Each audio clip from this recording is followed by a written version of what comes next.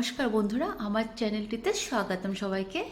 তো আজকে বানাবো সাদা পনির, হোয়াইট পনির। তো তার জন্য আমি পনিরগুলোকে বরফি শেপে কেটে সেদ্ধ করে জল ঝরিয়ে নিলাম।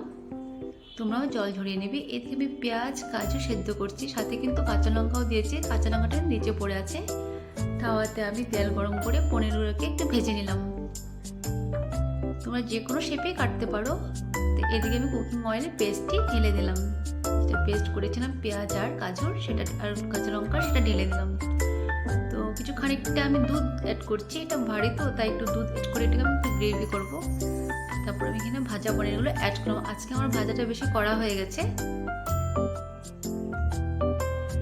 এতে আমি এখন মশলা অ্যাড করবো: নুন, ধনে গুঁড়ো, গোলমরিচের গুঁড়ো,